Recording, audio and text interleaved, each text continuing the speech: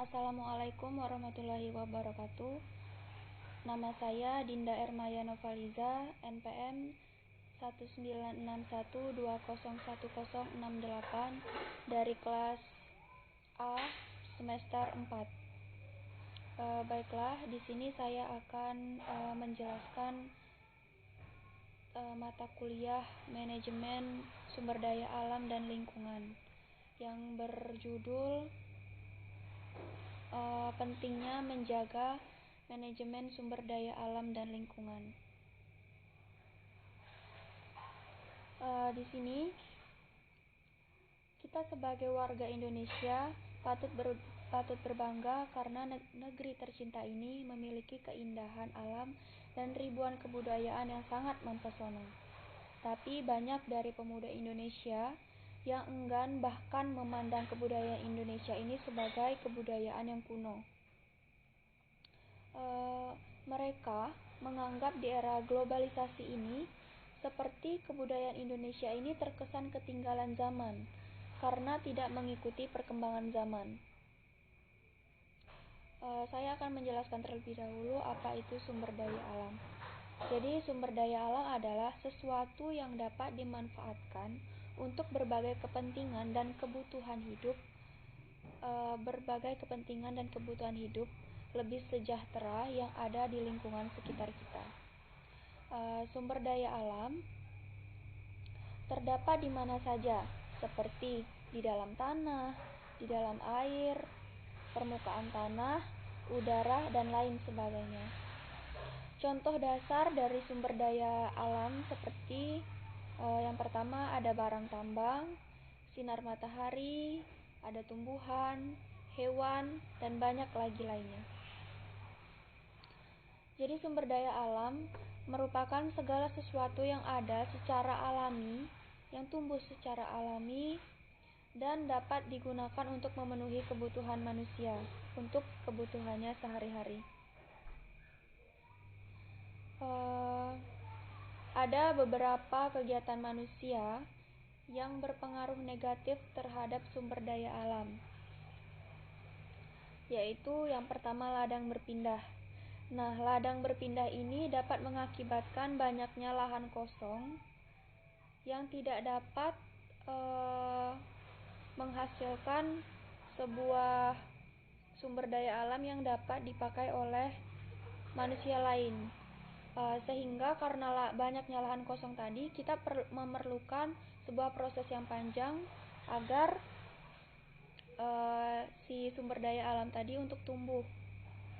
Jadi dengan adanya ladang berpindah tadi, maka dapat berpengaruh negatif terhadap sumber daya alam. Yang kedua yaitu perburuan liar dan penangkapan ikan dengan cara yang tidak tepat. Nah, perburuan liar ini kerap terjadi di negara kita ini,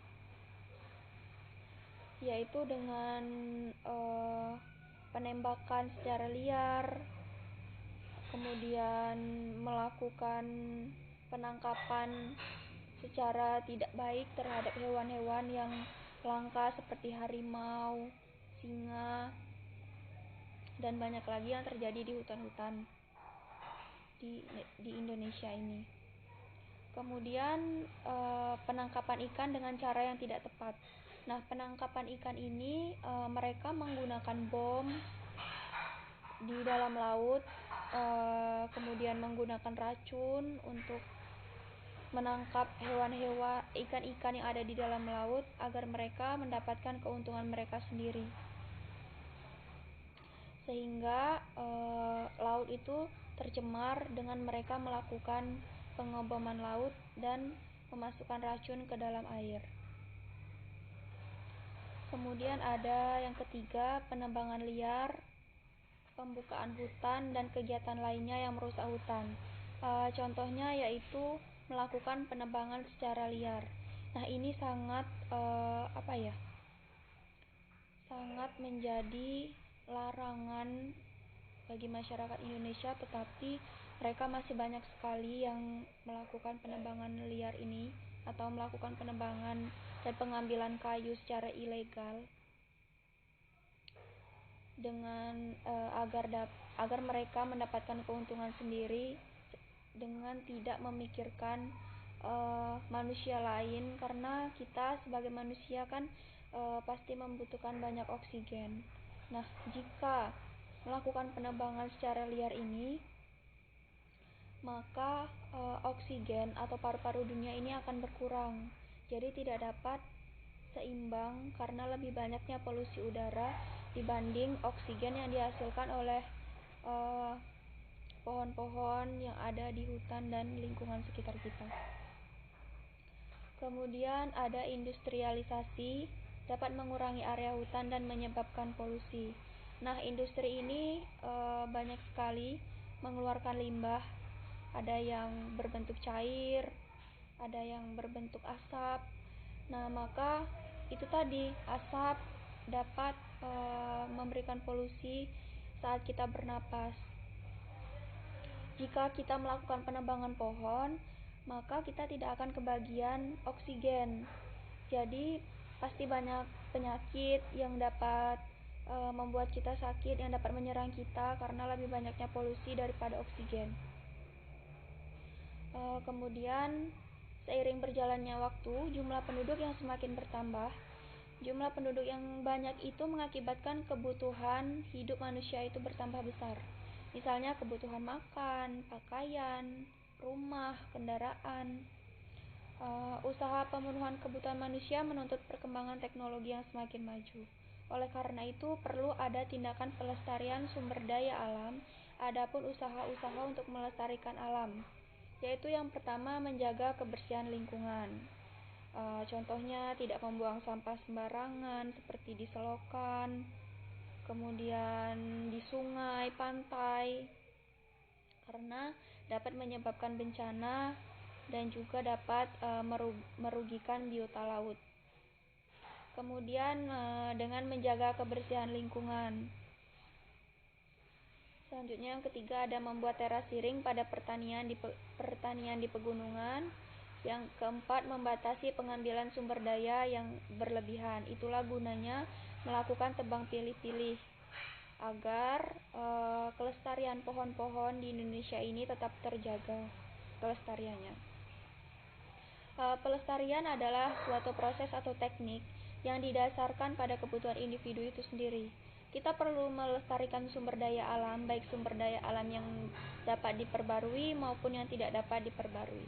Jika kita melestarikan sumber daya alam, maka kita dapat menghemat sumber daya alam tersebut untuk masa sekarang dan masa yang akan mendatang. Kerusakan lingkungan dan sumber daya alam sebagian besar dilakukan oleh manusia yang tidak bijaksana dalam memanfaatkannya, yang akhirnya menyebabkan kerugian bagi makhluk hidup, baik kita manusia, hewan, tumbuhan, dan lain sebagainya. Jadi sangatlah penting bagi kita untuk melestarikan sumber daya alam agar tidak merugikan orang lain, dan janganlah merusak lingkungan kalian yang dapat mengakibatkan sumber daya alam ini hancur dan tercemar. Jagalah lingkungan kita demi kebaikan kita dan orang-orang sekitarnya. Karena terdapat di dalam hadis yang berbunyi, barang siapa yang menyayangi walaupun terhadap binatang yang akan disembelih, maka Allah Subhanahu wa taala menyayanginya pada hari kelak. Hadis riwayat Syekh Nasiruddin Albani. Baiklah, mungkin itu saja yang dapat saya sampaikan.